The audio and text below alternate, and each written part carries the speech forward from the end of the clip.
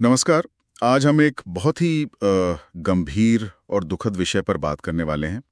भारत में भगदड़। हमारे पास कुछ रिपोर्ट्स हैं, विश्लेषण हैं जो बताते हैं कि ये क्यों होती हैं, क्या कारण हैं, पुरानी घटनाएं क्या सिखाती हैं, और कोशिश करेंगे कि इसके रोकथाम के तरीकों को भी समझें। मकसद यही है कि इस पूरी समस्या को थोड़ा गहराई से देखा जाए। शुरुआत एक आंकड़े से करते हैं जो थोड़ा चौंकाता है। एनसीआरबी मतलब राष्ट्रीय अपराध रिकॉर्ड ब्यूरो, उनका डेटा कहता है कि 2001 से 2022 के बीच भारत में भगदड़ की घटनाओं में 3074 जानें चली गईं। हाँ, ये आंकड़ा वाकई बहुत बड़ा है और दिखाता है कि ये कोई छोटी मोटी या कभी कभार होने वाली बात नहीं है। बिल्कुल।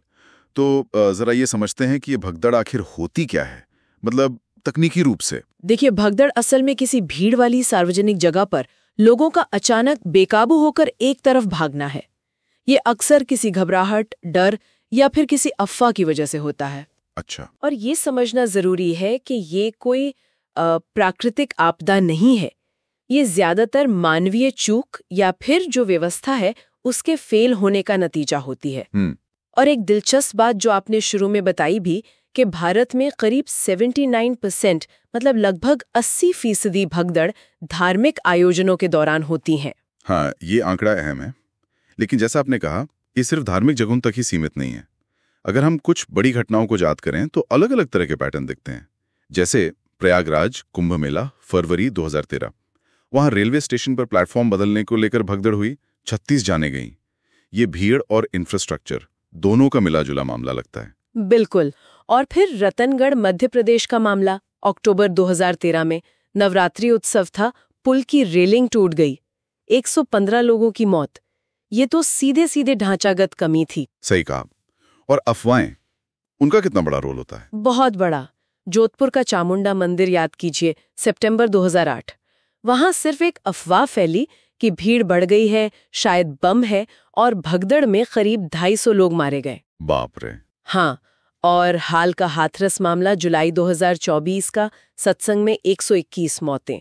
वहां प्रशासनिक लापरवाही और भीड़ प्रबंधन की कमी, दोनों बातें सामने आई। और ये सिर्फ धार्मिक आयोजन नहीं है जैसा आप कह रही थी। बिल्कुल नहीं। मान लीजिए जैसे बेंगलुरु में कोई बड़ा स्पोर्ट्स इवेंट हो, जैसे आईपीएल जीत का जश्न। एक उदाहरण लेते हैं, जून 2023 में ऐसा हुआ, मान लें भीड़ बेकाबू हो गई, 11 मौतें। या फिर नई दिल्ली रेलवे स्टेशन जैसा कोई व्यस्त ट्रांसपोर्ट हब, मान लीजिए फरवरी 2024 में अचानक भीड़ बढ़ी और भगदड़ मची, 18 मौतें। तो ये दिखाता है कि ये कहीं भी हो सकता है जहां भीड़ हो और इंतजाम ठीक ना हो। तो इन अलग अलग घटनाओं में कुछ कॉमन कारण क्या दिखते हैं? हाँ, कुछ चीजें बार बार सामने आती हैं। एक तो है बुनियादी ढांचे की कमी, मतलब जगह में ही दिक्कत, संकरे रास्ते, आने जाने के रास्ते ठीक ना होना, कमजोर बैरिकेडिंग या रेलिंग जैसा रतनगढ़ में हुआ। दूसरा, बहुत ज्यादा भीड़।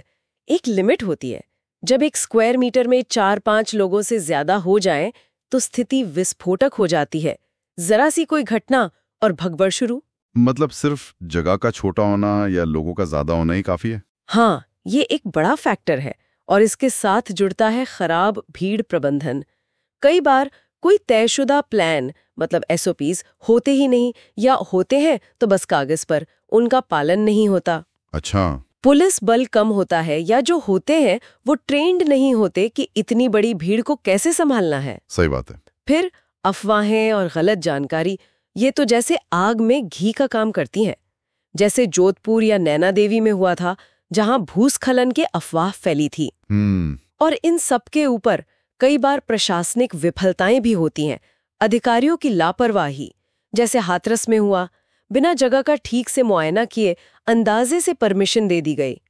ये सब मिलकर एक तरह से एक जानलेवा स्थिति बना देते हैं। बिल्कुल, एक जानलेवा कॉकटेल तैयार हो जाता है। ये वाकई चिंता की बात है। पर क्या इन हादसों को रोकने के लिए कोई नीतियां, कोई गाइडलाइंस वगैरह हैं, या हम बस हर बार घटना होने के बाद ही जागते हैं? नहीं, देखिए, ऐसा नहीं कि गाइडलाइंस हैं ही नहीं। राष्ट्रीय आपदा प्रबंधन प्राधिकरण यानी एनडीएमए, उन्होंने 2014 में ही काफी डिटेल्ड, मतलब विस्तृत दिशा निर्देश जारी किए थे। अच्छा, 2014 में? हाँ, और उन गाइडलाइंस में सब कुछ है कि आयोजन से पहले जगह का असेसमेंट हो, आने जाने के रास्ते कैसे प्लान हो, इमरजेंसी एग्जिट कहाँ हो, अलग अलग एजेंसियों में तालमेल कैसे हो, कितनी भीड़ आ सकती है उसका अंदाजा लगाना, रिस्क क्या है, ये सब उसमें शामिल है। तो फिर सवाल वही है, अगर 2014 से गाइडलाइंस हैं तो फिर हाथरस 2024 में कैसे हो गया? ये लागू क्यों नहीं हो पाती? क्या दिक्कत है? हाँ, यही सबसे बड़ा सवाल है और शायद सबसे बड़ी चुनौती भी, कार्यान्वयन, इम्प्लीमेंटेशन। इन गाइडलाइंस का सख्ती से पालन होना बहुत जरूरी है, सिर्फ बना देना काफी नहीं है। तो रोकथाम के लिए क्या किया जाना चाहिए? मतलब ठोस कदम क्या हो? देखिए, कई स्तरों पर काम करना होगा। पहला तो है बेहतर इंफ्रास्ट्रक्चर। जहां भी बड़े आयोजन होते हैं वहां चौड़े रास्ते हों, मजबूत रेलिंग हो, रोशनी का पर्याप्त इंतजाम हो। ठीक है। दूसरा, एडवांस्ड प्लानिंग। एनडीएमए गाइडलाइंस के हिसाब से हर आयोजन के लिए रिस्क असेसमेंट हो, पूरा मैनेजमेंट प्लान बने, पता हो कि अगर कुछ गड़बड़ हुई तो क्या करना है। तीसरा, इमरजेंसी तैयारी। मौके पर medical team, ambulance, communication system सब तैयार होना चाहिए। और आजकल टेक्नोलॉजी की भी बात होती है, एआई, कैमरेज, ड्रोन्स, क्या ये कुछ मदद कर सकते हैं? हाँ, बिल्कुल कर सकते हैं और शायद करने भी चाहिए। एआई वाले कैमरेज भीड़ के पैटर्न को समझ सकते हैं, ड्रोन से निगरानी रखी जा सकती है, सेंसर बता सकते हैं कि कहीं भीड़ खतरनाक स्तर तक तो नहीं बढ़ रही। सुनने में आया है कि प्रयागराज कुंभ 2025 में इस तरह की तकनीक का इस्तेमाल करने की योजना है, या शायद हो भी रहा है। लेकिन सिर्फ टेक्नोलॉजी काफी नहीं है, जन जागरूकता भी उतनी ही जरूरी है।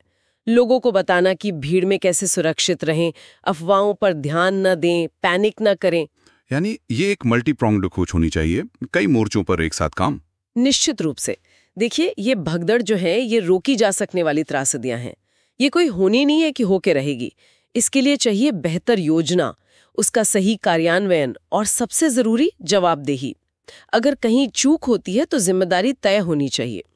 सिर्फ गाइडलाइंस बनाने से काम नहीं चलेगा, उन्हें जमीन पे उतारना होगा। तो आज की इस पूरी बातचीत से ये तो साफ है कि भगदड़ सिर्फ एक हादसा नहीं होती, बल्कि अक्सर ये मानवीय चूक और सिस्टम की खामियों का नतीजा होती हैं, और इन्हें सही प्लानिंग, बेहतर इंफ्रास्ट्रक्चर और कड़े प्रबंधन से रोका जा सकता है। बिल्कुल, एनडीएमए की गाइडलाइंस अपनी जगह हैं, लेकिन उनका जमीनी स्तर पर लागू होना सबसे ज्यादा महत्वपूर्ण है। सही कहा।